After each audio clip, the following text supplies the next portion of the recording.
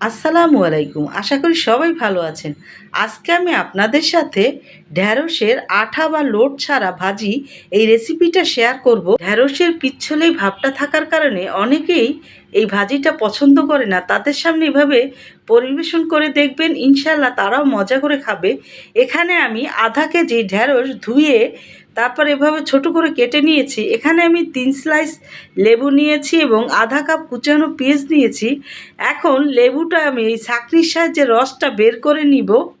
ঢ্যাঁড়স কিন্তু সবসময় ধুয়ে তারপরে কাটবেন, তাহলে আঠালো বা লোটটা একটু কম হবে। এখন আমি লেবুর রসটা আর পেস্টটা একটু কষতে নিয়ে এই কুচানো ঢ্যাঁড়সটার ভিতরে ভালো করে সব কিছু একসাথে মেখে একটু মিশিয়ে নিব। এই ভাজিতে কিন্তু আমি চিংড়ি মাছ ব্যবহার করিনি, তবে আপনারা চাইলে দিতে পারেন। চিংড়ি মাছটা একটু হলুদ, লবণ আর একটু মরিচ দিয়ে আগে ভেজে নিয়ে তারপরে এটার সাথে মিশিয়ে ভেজে নেবেন। এখন চুলার মিডিয়াম হিটে আমি একটি কড়াই দিয়ে কড়াইটি একটু গরম হয়ে যাওয়ার পরে আধা কাপ সয়াবিন তেল দিয়ে 5-6টা শুকনো মরিচ একটু তেলের ভিতরে ভেজে নিয়ে আমি আবারও 1.25 কাপের মতো কুচানো পেঁয়াজ দিয়ে, আসলে পেঁয়াজের পরিমাণটা একটু বেশি হলে খেতে বেশি ভালো লাগে। পেঁয়াজটা আমি একটু হালকা গোল্ডেন কালার করে ভেজে নিব। আমি এখানে 10-12টা কুচানো কাঁচামরিচ দিয়ে 1 মিনিট ভেজে নিব। আর এই সময়ের মধ্যে আমার পেঁয়াজটাও কিন্তু হালকা গোল্ডেন কালার করে ভাজা হয়ে যাবে এবং মরিচটা 1 মিনিট ভেজে নিলে এর স্মেলটা ঢ্যাঁড়স ভাজিতে দারুণ লাগে।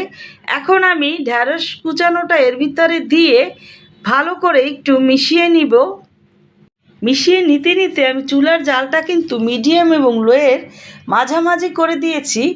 এই ভাজিটা আসলে একটু কম হিটে আর একটু রেস্টে রেখে তারপরে নেড়ে তারপরে ভেজে নেই, তাহলে আর এই আঠালো বা লোড যে জিনিসটা সেটা অতটা বের হয় না।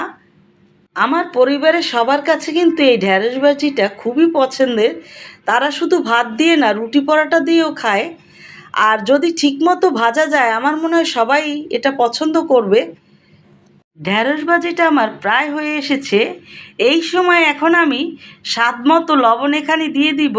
প্রথমেই দেইনি, কারণ লবণটা দিলে ঢ্যাঁড়সের ভিতরে পানিটা বের হবে আর সে কারণে লোট বা আঠালোটা হবে। আর ঢ্যাঁড়স ভাজি কিন্তু বেশি সিদ্ধ করে তারপরে ভাজবেন না, একটু হালকা কম রেখে তারপরে ভেজে উঠিয়ে নেবেন, তাহলে খেতে বেশি ভালো লাগে। আর এভাবেই ভেজে নিলে ঢ্যাঁড়সের রঙটাও কিন্তু ভেজে নেওয়ার পরে খুব সুন্দর দেখায়। ভাজা হয়ে গেলেই সাথে সাথে অন্য একটি পাত্রে এটা পরিবেশন করে নিতে হবে, কারণ কড়াইয়ের ভিতরে আবারও রেখে দিলে আরও তাপের কারণে সিদ্ধ হয়ে যাবে। তৈরি হয়ে